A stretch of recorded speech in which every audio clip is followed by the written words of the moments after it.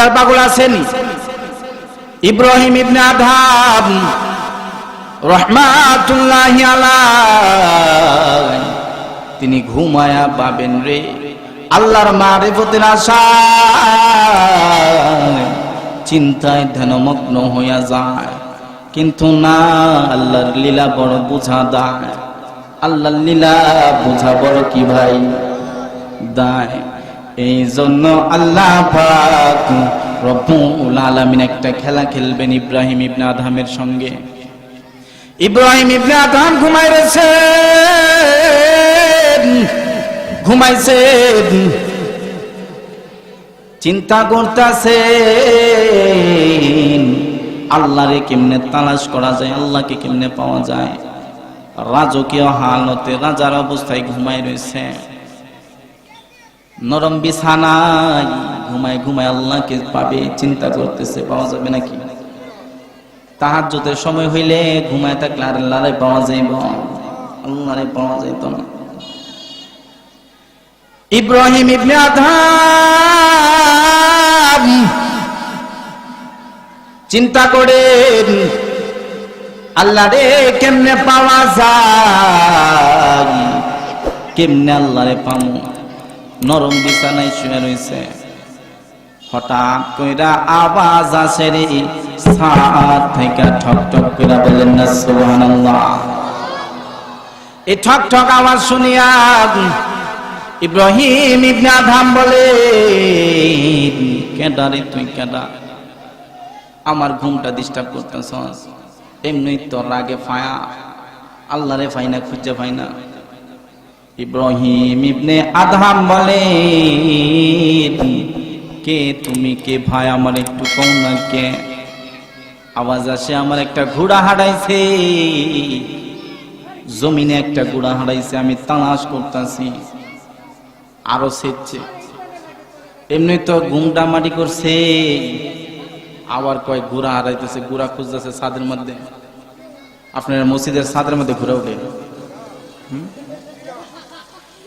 এই জন্য ইব্রাহিম ইবনে আদহাম বলেন, ওরে বোকা, তুই কেমনে ছাদের মধ্যে আসা ঘোড়া তালাশ করাস? তোর বুকের ভেতরে কি ভয় নাই? রাজপ্রাসাদে আইসা ঘোড়া খুঁজস?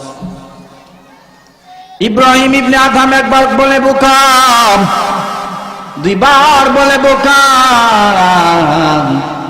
তুই কেমনে আইলি ছাদের মধ্যে, তুই ঘোড়া খুঁজতি?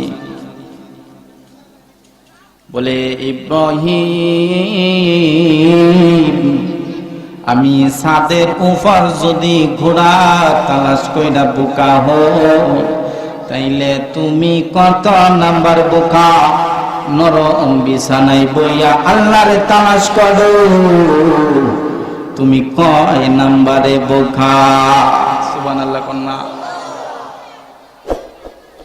ইব্রাহিম ইবনে আদহাম ঘুম নাই, ঘুম নাই। তাহাজ্জুদের সময় হয়েছে, নামাজে দাঁড়াইছে, নামাজ পড়ছে। সকাল বেলা বিবির কাছে বলে, বিবি রে, ও প্রাণের বিবি, তোমারে আমি কই, আমি আর রাজপ্রাসাদের মধ্যে থাকবো না, আল্লাহর মারিফতের আশায় আমি আল্লাহর রাস্তায় বাহির হইয়া যাইব। বলেন না সুবহানাল্লাহ। ইব্রাহিম ইবনে আদহাম এ কথা বলেন রে, আর একটা কথা শোনা যায়, সামনে দেখা যায় ছোট্ট একটা বালক দাঁড়ায় রয়েছে, ছোট্ট একটা ছেলে দাঁড়ায় রয়েছে, মাত্র 2 বছরের বয়স। চেহারা কত সুন্দর, সবে মাত্র আব্বু আব্বু খোয়া ডাকে রে, আব্বু আব্বু খোয়া ডাকে। ওই ছোট্ট বালক ডাক দিয়া কয়, আব্বু রে,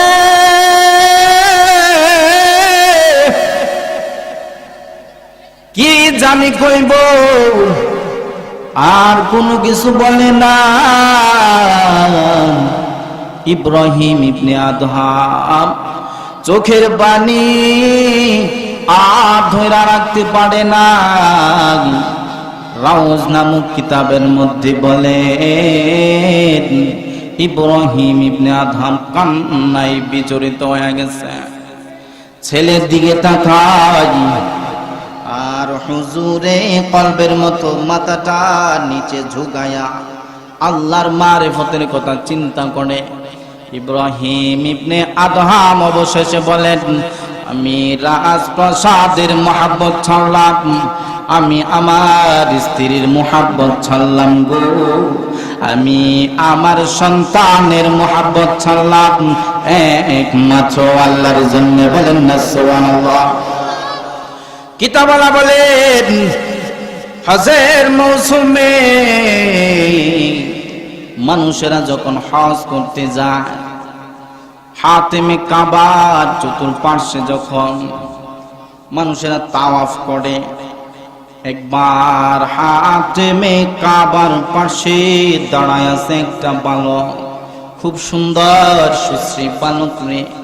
এই বালকের প্রশংসা নাই, এমন কোন মুখ নাই, এমন কোন মুখ নাই, এমন কোন মুখ নাই যে তার প্রশংসা করে না। তার ইলম এত বেশি দিছে আল্লাহ।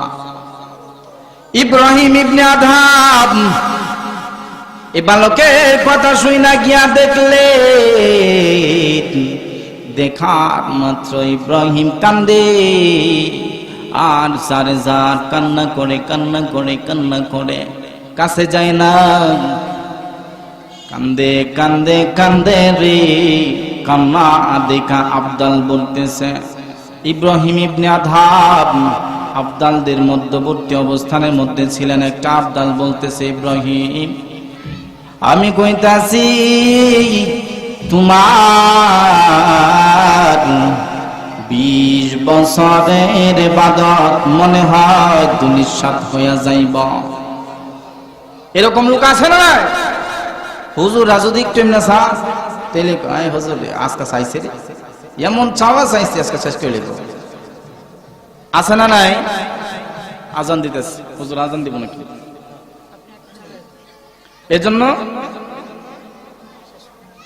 এজন্য বলতে চাচ্ছিলাম এমন লোক আছে না নাই? আর ইমাম সাহেব সমস্যা করলে যত দোষ ইমানদার ইমাম সাহেব আছে না? আরে ইমাম সাহেব এমনি চাইলো কি লিখে, টেরা করে চাইলো কি লিখে, আছে না? খুদার কসম করে কই, বাংলাদেশের টেকনাফ থেকে তেতুলিয়া পর্যন্ত, পূর্ব থেকে পশ্চিম পর্যন্ত, পশ্চিম থেকে উত্তর পর্যন্ত, উত্তর থেকে দক্ষিণ পর্যন্ত যে সমস্ত নাস্তিক আর মুরতাদদের কলম উলামায়ে হযরতের বিরুদ্ধে চলবে, যে সমস্ত নাস্তিক মুরতাদের কথা উলামায়ে হযরতের বিরুদ্ধে চলবে, যে সমস্ত নাস্তিক আর মুরতাদের কথা উলামায়ে হযরতের বিরুদ্ধে যাবে, ওই সমস্ত নাস্তিক আর মুরতাদের জানাজা দুনিয়ার জমিনে হবে না। ঠিক না বেটে? এরকম লোক অনেক আছে, অনেক আছে। এই জন্য দোস্ত ভাই বুজুর্গ, আল্লাহ পাক রব্বুল আলামিন কথা বলার চেষ্টা ছিল, ওয়াল্লাযিনা জাহাদু ফিনা লানাহদিয়ান্নাহুম সুবুলানা ওয়া ইন্নাল্লাহা লামাআল মুহসিনিন। আল্লাহর রাস্তায় যারা চেষ্টা করে, আল্লাহ পাক রব্বুল আলামিন বলেন ওয়াল্লাযিনা জাহাদু, যারা চেষ্টা করবে, লানাহদিয়ান্নাহুম সুবুলানা, আল্লাহ তাদেরকে হিদায়াতের রাস্তা বাতলায় দিবেন। কে বাতলায় দিবেন? এখন আমরা চেষ্টা করতে হবে না, কইতে পারলাম না কোনো কিছু, সময় মাত্র কয়েক মিনিট দিচ্ছেন। যাই হোক, আল্লাহ পাক রব্বুল আলামিন যে কথাগুলি বললাম, আল্লাহর রাস্তায় থাকবেন তো। হাদিসের সরল অনুবাদ করারও সময় নেই, হুজুরে আজান দিব, এই জন্য বলতে চাচ্ছিলাম যে কথাটা, যে আল্লাহর রাস্তায় থাকতে হবে তো। এটা কিসের রাস্তা? আমরা আল্লাহর রাস্তায় থাকতে রাজি আছি তো? দুইটা হাত আল্লাহকে দেখায় দেই। আল্লাহ পাক রব্বুল আলামিন আজকের মাহফিলকে কবুল আর মঞ্জুর করুন, সবাই বলেন আমিন। আল্লাহ পাক রব্বুল আলামিন আজকে যেহেতু প্রথম বার্ষিকী ইসলামী মহাসম্মেলন, এটা প্রত্যেক বছর যাতে হতে পারে, এই জন্য আল্লাহ পাক রব্বুল আলামিন যাতে কবুল করে, এই জন্য সবাই বলে আমিন। ওয়া আখির দাওয়ানা আলহামদুলিল্লাহি রাব্বিল আলামিন ওয়া মা আলাইনা ইল্লাল বালাগ।